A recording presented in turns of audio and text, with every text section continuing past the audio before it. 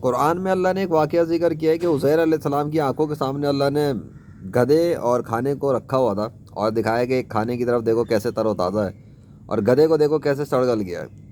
میری آنکھوں کے سامنے ایک ایسی چیز ہے کہ ویسے تو یہاں پہ بڑی چیزیں اللہ نے بنائی ہیں، تر و تازہ رکھی ہوئی ہیں، جس کو چاہا اس نے جیسے چاہا کیا، کچھ میری حرکتیں، لیکن ایک چیز جو اس شاخ میں دیکھ رہا تھا کہ اگر یہ سڑ رہی ہے، سڑنے سے مراد یہ سوکھ ہی گیا، سب کچھ ختم ہو رہا ہے، کیونکہ یہ نکل گیا تھا، میں نے وہاں نکالا تھا یہ ادھر سے یہ، اور اس کے بعد اس واپس لگا دیا، لیکن اس کی حالت اب بگڑ چکی۔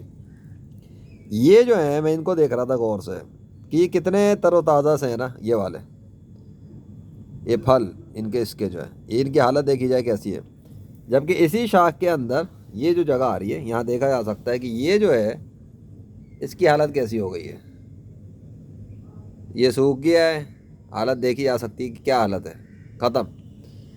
اسی شاخ کے اندر دیکھا جا سکتا ہے کہ کدھر گیا، ہاں اسی کے اندر ہم اگر آگے آئے تو دکھے گا یہ بھی حالت دیکھی جا سکتی ہے کیسی ہو رہی ہے۔ تو یہ کیوں فرق کیوں ہے؟ شاخ تو ایک ہی ہے نا، ایسا تو نہیں ہے کہ الگ کسی جگہ سے نکل کے آ رہا ہے، ایک ہی شاخ زمین سے آ رہی ہے، یہاں پہ چلو ڈیفرنس ہو گئی ہے، یہاں پہ ڈیفرنٹ ہو گئی ہے، یہ جو ہے یہ ادھر سے آ رہی ہے، چلو ہم اس کو ہی لے لیتے ہیں۔ اگر اس والی کے اندر آ رہا ہے، ادھر سے اوپر آ رہا ہے، تو اس کے اندر یہ دیکھو الگ سے جگمگا رہا ہے، یہ والا سنگل پیس، یہ بھی زبردست ہے، یہ بھی زبردست چل رہا ہے، اور اسی کے شروع کے اندر اگر ہم دیکھیں تو یہاں پر یہ سوکھ گئے، ان کی حالت بالکل خراب ہے، یہ تو سوکھ ہے میں بالکل، کیوں؟ یہ کیوں تر و تازہ نہیں ہے؟ اگر یہ سسٹم آف نیچر خود کام کر رہا ہے تو سب پر ایک ہی رول اپلائی ہونا چاہیے نا سائنس کا۔ سائنس اصل میں سائنس یہی ہے جو میں دکھا رہا ہوں، یہی سائنس ہے، اور کوئی سائنس نہیں ہے۔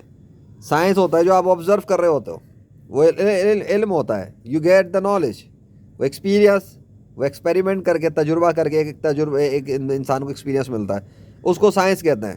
یہ سائنس نہیں تو کیا ہے؟ ایک شاخ ہے، ایک ہے، لیکن اس کے سوکھ گئے، سوکھ گئے، بالکل سوکھ گئے، کوئی ڈفرینس نہیں، کیمرے پہ نظر آ رہا ہے، جو سوکھ گئے تو سوکھ گئے۔ کسی کا باپ بولے کہ یہ سوکھے میں نہیں ہے، جاہل گنوار ہوگا وہ، یہ ہے سائنس۔ اور یہ بالکل تازہ پڑے ہوئے، ان کو کوئی فرق ہی نہیں پڑ رہا ہے، حالانکہ اس کے ساتھ کا پتا سوکھ گیا ہے، یہ پتے سوکھ گئے۔ تو بھائی سوکھی ہوئی شاخ میں ختم، جس کی حالت بگڑ گئی ہے، جس کے اندر سوکھتے چلے آ رہے ہیں، اس کے اندر تر و تازہ کیوں ہے؟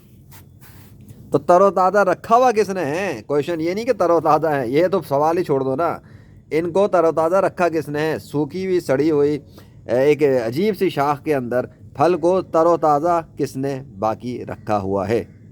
کیونکہ جو قانون اس پہ اپلائی ہو رہا ہے اس شاخ کے مطابق، سڑنے کے مطابق، وہ یہی ہے کہ یہ سڑ رہے ہیں تو اس کے پھل بھی سڑیں گے، یہ سوکھ رہی ہے تو اس کے پھل بھی سوکھیں گے۔ اس کا مطلب یہ ہے کہ جو سوکھ رہے ہیں وہ بالکل ٹھیک سوکھ رہے ہیں، اور جو نہیں سوکھ رہے ہیں اس کو کسی نے سوکھنے سے روک کے رکھا ہوا ہے، وہ اللہ ہے۔ ختم ہو گئی بات۔